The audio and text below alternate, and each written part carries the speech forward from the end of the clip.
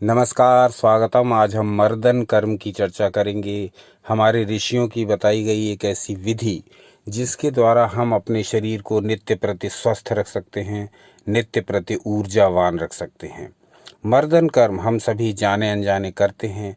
मर्दन यानी मसलना, अपने अंगों को अपनी उंगलियों से मसलना, अपने हाथों से हल्के हल्के दबाव देना। ये कर्म हम जाने अनजाने करते हैं, परंतु नियमित नहीं करते, दैनिक रूप से नहीं करते, इसलिए हमको इसका पूरा लाभ नहीं मिलता है। तो जानते हैं ये मर्दन कर्म है क्या और इसको करें कैसे ताकि निरंतर स्वस्थ और ऊर्जावान रह पाएं। सबसे पहले हम उस शास्त्र वाक्य पर आते हैं जिस पर आधारित है आज का वीडियो, और ये लिया है हमने अष्टांग हृदयम नामक ग्रंथ से, जिसके रचयिता हैं महर्षि वाग्भट्ट। और महर्षि वाग्भट्ट क्या कहते हैं ये आपकी स्क्रीन पर प्रदर्शित हो रहा है। इसमें कहा गया, तम कृत्वा अनुसुखम देहम मर्दयेच समन्ततः, यानी संपूर्ण शरीर का अनुलोम सुखद मर्दन कर्म चारों ओर से करना चाहिए, अथवा क्रमशः सभी अंगों को मसलना चाहिए। अब इस विधि को महर्षि वाग्भट्ट उनके लिए बताते हैं जो व्यायाम कर चुके हैं, जो एक्सरसाइजेस कर चुके हैं। लेकिन हमने ये आजमाया है कि इस मर्दन कर्म को यदि हम बिना अभ्यास किए, बिना व्यायाम किए भी करते रहते हैं, अपने दैनिक जीवन में अपने रोज़मर्रा के कामों को निपटाते हुए भी यदि हम इस मर्दन कर्म को करते रह सकते हैं, तो निश्चित ही हमारे शरीर के जो ऊर्जा के चैनल्स हैं, हमारे शरीर की जो एनर्जी अलग अलग क्षेत्रों में निवास करती है, वो इससे निरंतर सक्रिय रहती है। हम इसको पिछले 18 वर्षों से अपने स्वयं के शरीर पर भी आजमा रहे हैं। आज उस अनुभव का भी निचोड़ आपके समक्ष प्रस्तुत करते हैं, महर्षि वाग्भट्ट द्वारा कहे गए वाक्यों को आधार बनाकर, जिसमें उन्होंने कहा कि मर्दन संपूर्ण शरीर का करना चाहिए, यानी संपूर्ण शरीर में आपको अलग अलग अंगों को मसलते रहना चाहिए। बीच बीच में अपने दैनिक कार्यों को करने के समय भी आपको इसे कर लेना चाहिए। हम अपने दैनिक जीवन में अपने उदाहरणों से ही जानते हैं कि जब हम थक जाते हैं तो हम अपनी गर्दन को इधर उधर करके संतुष्टि पाते हैं, गर्दन को ऊपर नीचे या दाएं बाएं मोड़ करके, अथवा अपने दोनों हाथ की उंगलियों को आपस में फंसा करके ऊपर की ओर खींचते हैं या सामने की ओर खींचते हैं, तो हमको एक अच्छा सा फील होने लगता है, हमको अच्छी फीलिंग आने लगती है। जब हम एक जगह बैठे बैठे थक जाते हैं तो हम अपने पैरों को धीरे धीरे हिलाने लगते हैं। ये सब इस बात का द्योतक है कि जो ऊर्जा हमारे भीतर रहती है वो अधिक समय तक सुषुप्ति, अधिक समय तक सोना, ये इसको टॉलरेट नहीं कर सकती। हमारे जो ऊर्जा चक्र हैं, अगर वो अधिक देर तक निष्क्रिय रहते हैं तो हमारे शरीर के भीतर से ही जो हमारा सिस्टम है वो हमें एक प्रकार से निर्देशित करता है कि हम अब इन अंगों में हरकत करें, इन अंगों में मूवमेंट दें, तब हम जाने अनजाने ही इसको करने लगते हैं। लेकिन यहाँ इसको जानबूझकर करना है, नित्य प्रति नियमित रूप से करना है, अपनी दिनचर्या के कामों को करते हुए ही करना है। उससे हम बहुत सारी बीमारियों से न सिर्फ बचे रहेंगे बल्कि हम निरंतर ऊर्जावान भी रहेंगे।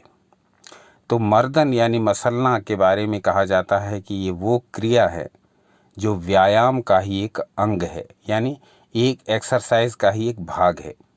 ये मर्दन कर्म भी कहा गया, महर्षि वाग्भट्ट द्वारा ही कहा गया है कि ये मर्दन कर्म भी ऐसा न हो जो शरीर को कष्ट देने वाला हो। तो इसको उन्होंने, महर्षि वाग्भट्ट ने किस प्रकार से कहा, अनुसुखम। देखिए स्पष्ट रूप से कहा गया है, तम कृत्वा अनुसुखम देहम मर्दयेच समन्ततः, अपने अंगों को मसलें परंतु सुखपूर्वक, यानी शरीर को कष्ट न देते हुए।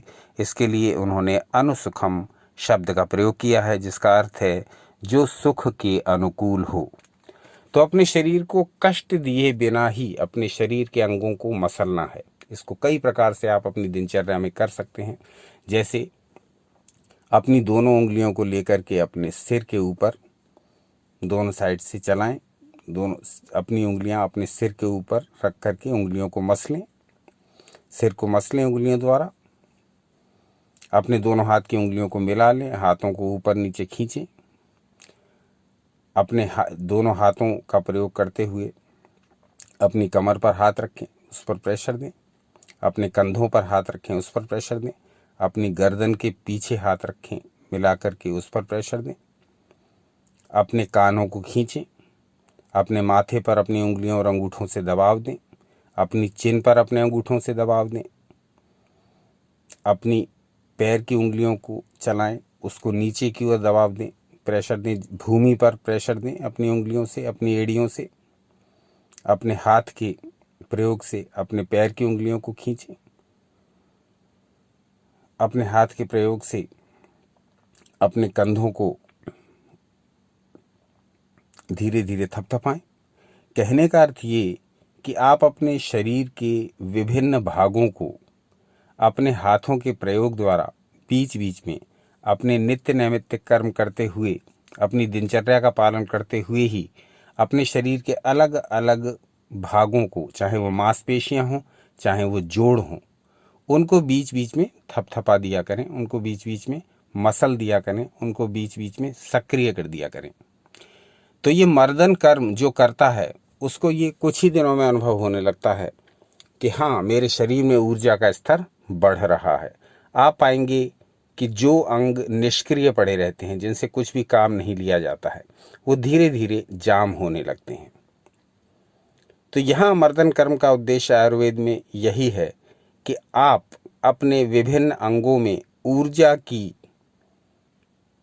जो खपत है, ऊर्जा की जो सप्लाई है, ऊर्जा की जो निरंतरता है, उसको बनाए रखें। उसको बनाए रखेंगे तो आपके शरीर में वैसे ही अनेक प्रकार के रोग नहीं होंगे। हम में से अधिकांश लोग रोगों में घिरे रहते हैं और अपने जीवन को स्वस्थ बनाने के लिए तरह तरह से भटका करते हैं अलग अलग मार्गों पर, लेकिन सच्चा स्वास्थ्य नहीं मिलता। इसलिए नहीं मिलता कि हम पूरी तरह से आयुर्वेद को भूल चुके हैं। आयुर्वेद को ना हम पढ़ते हैं, ना अपने बच्चों को पढ़ाते हैं, ना उसके बारे में हम कुछ जानते हैं। तो आयुर्वेद में एक एक छोटी छोटी बात करके हमारे पूरे जीवन के लिए ऐसे निर्देश दिए गए हैं जिनको यदि हम अपने व्यवहार में अपना लें तो रोगों से निश्चित ही मुक्ति प्राप्त कर लेंगे। मर्दन बहुत बड़ा विषय है और इस विषय में बड़े लंबे लंबे वीडियोस बनाए जा सकते हैं। किस अंग का मर्दन किस प्रकार करें, जिससे कौन से रोग में क्या विशेष लाभ होगा, इसके अलग अलग वीडियोस बनाए जा सकते हैं जो कि बहुत ही विस्तृत होंगे। आज का अंक हमने आपकी जानकारी के लिए बनाया, जिससे कि आप भी मर्दन के विषय में उत्सुक हो जाएं। इस विषय में साहित्य को खंगालें, ढूंढें, इस विषय की सामग्री और देखें और उसका प्रयोग अपने दैनिक जीवन पर करें। हमने तो मर्दन का उपयोग स्वयं के ऊपर किया है और बहुत लाभकारी सिद्ध हुआ है। तो और भी जो कुछ शंकाएं, जिज्ञासाएं हों वो बताएं कमेंट्स करके। आज का अंक यहीं तक। कल पुनः उपस्थित हो जाएंगे कोई नया विषय लेकर के। अपना अमूल्य समय हमें देने के लिए बहुत बहुत धन्यवाद। सनातन शास्त्रों से जुड़े रहें, क्योंकि सारा आनंद आता ही सनातन शास्त्रों से है। सदा आनंदित एवं उत्साहित रहें।